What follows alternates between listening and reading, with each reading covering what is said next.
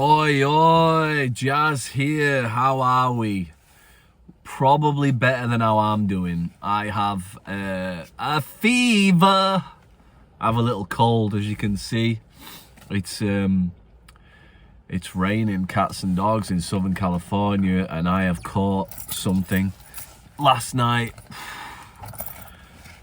was not a good night, sleep-wise. But we're here. Look, this is it. As an addict, it didn't matter how I felt. I would always try and get my fix. So, the way I look at it,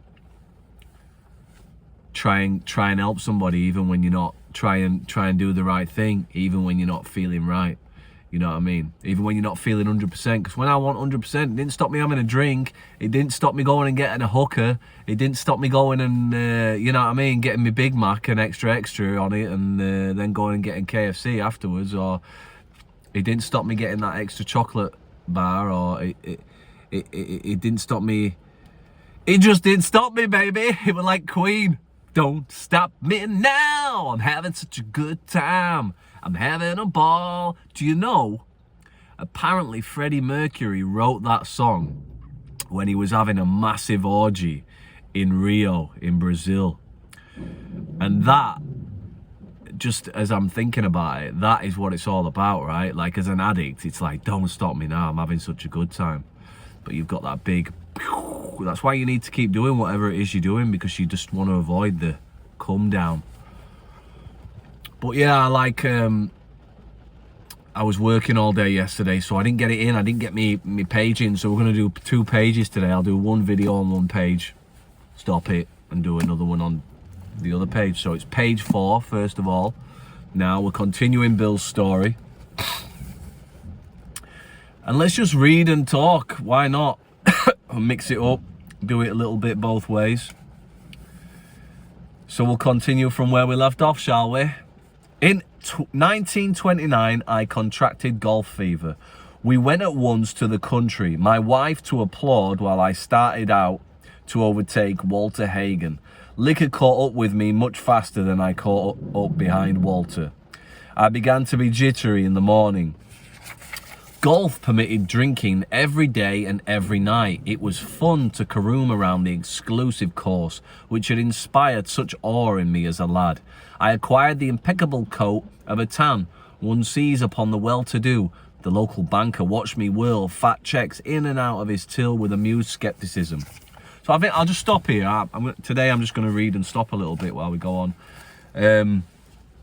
Today's show is sponsored by Starbucks. Thank you, Starbucks. They've heard about the amount of subscribers and about the amount of people that want to get well. They wanted to get involved. So, if you're gonna get a nice matcha tea, green latte, go to Starbucks. Thank you. But listen, in all seriousness, if you build it, they will come. These activities we do where we can drink, you know what I mean? Isn't that funny? The alcoholism, or, you know, you're in a barbershop long enough, you'll get an haircut. Oh, it's okay to drink because we're playing golf. Oh, it's okay to drink because we're in a meeting. Oh, it's okay to drink because it's a sad time. Oh, it's okay to drink because it's a happy time. Oh, it's okay to drink because it's a holiday. Oh, it's okay to drink because, do you know what I mean? Like, isn't this funny? And Bill's wife there, just always supporting him. I think this is going to be a theme. But what a wife he had, what a woman he had in his life. You know, it seems like she was his biggest cheerleader, stuck by him through thin and thin. But we shall see. Abruptly, in October 1929, hell broke loose on the New York Stock Exchange. After one of those days of inferno, I wobbled from a hotel bar to a brokerage office. It was 8 o'clock, 5 hours after the market closed. The ticker still clattered. I was staring at an inch of the tape which bore the inscription XYZ -32. It had been 52 that morning. I was finished, and so were my friends. The papers reported men jumping to the death from the towers of high finance. That disgusted me. I would not jump. I went back to the bar. My friends had dropped several millions since 10 o'clock. So what? Tomorrow was another day. As I drank, the old fierce determination to win came back. So there he is, 1929, when the stock exchange collapsed. People lost millions, people lost everything. And straight away, what does he do? He goes to the bar, he drinks. But Bill's an interesting guy, man. He's got something about him. Even at this point, I'm wondering, in the story and in his life, he kind of knows that it's all smoke and mirrors, like the stock market, and you know, it's all man-made. It's all, you know, the stock market is man-made. It's just created. It's just these numbers that go up and down, and people literally watch them all day long.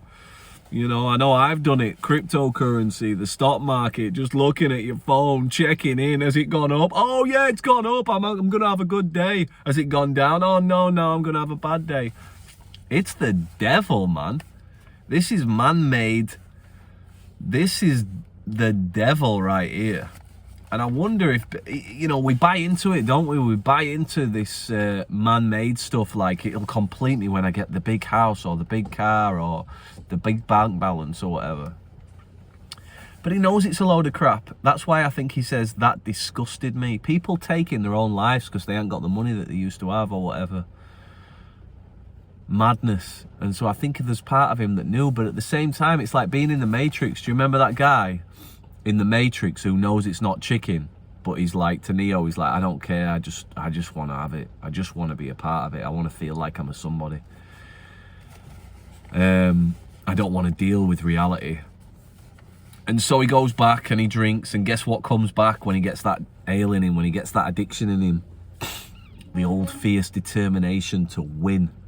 To win. What is that? What is that? Again, it's a man-made thing. What is this to win? Because the key to this thing, let me tell you, it's surrendering.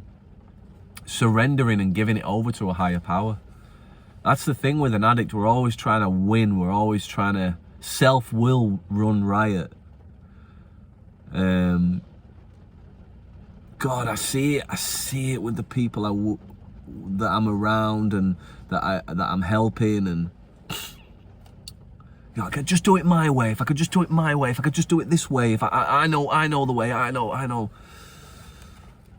And I can relate to it all. You know, I can relate to that. But don't forget the power of prayer. I would say, if I'm getting something now, I'm feeling to say, don't forget the power of prayer. Remember that. Okay, back to the page. Next morning, I telephoned a friend in Montreal. He had plenty of money left and thought I had better go to Canada. By the following spring, we were living in our accustomed style. I felt like Napoleon returning from Elba. No St. Helena for me. But drinking caught up with me again, and my generous friend had to let me go. This time we stayed broke. We went to live with my wife's parents. I found a job, then lost it as a result of a brawl with a taxi driver. Mercifully, no one could guess that I was to have no real employment for 5 years or hardly draw a sober breath. My wife began to work in a department store, coming home exhausted to find me drunk. Wow, there we have the age at the end of page 4, and it has got serious pretty quick. So they've gone from this millionaire lifestyle, you know, member of all the clubs, the yacht club, the jockey club, the golf club. I'm sure they were doing it all, you know what I mean, as these rich people do that are making loads of money by doing nothing, just by the stock market, you know, or whatever it is. Where there's that money when you're making it when you sleep, you know what I mean, whether you're renting out your properties or whatever. They've gone from that amazing lifestyle to what? They've had to move back in with the parents. The wife's parents, not Bill's parents. Isn't that interesting? The wife's parents. You know what I mean? Everybody gives Bill. I'm thinking here, we're only on page 4. Everybody loves Bill, right, in AA and says he's the man. What about Bill's wife? I mean, what a woman. It's her parents. And now she's working in a department store and coming home to find Bill drunk. He's not drawing a sober breath for 5 years. He tried to get a job, but guess what? He got into a fight with a taxi driver. You know what I mean? I'm sure his ego was involved in that part of it. The guy's gone from being, you know, having property, prestige, being a somebody to now he's probably not got, I don't know what happened with the taxi driver, but I'm just going to guess it's over money, it's over him being drunk, it's over something, and he's but he's lost his job by having a brawl as a grown man with a taxi driver. Wow. And now they're living with his wife's parents. She's coming home exhausted to find him drunk. End of page 4. So it's got real serious real quick, right? And the thing that I'm seeing with this at the end of page 4 that I'll just say is this thing's progressive in nature. And what I've seen, it doesn't matter if you're a multimillionaire, it doesn't matter if you're born into wealth or born on a council estate or in a mining village. Addiction, gambling, the big one, alcohol, the other big one, drugs, the food, the overeating stuff, all that. They don't care.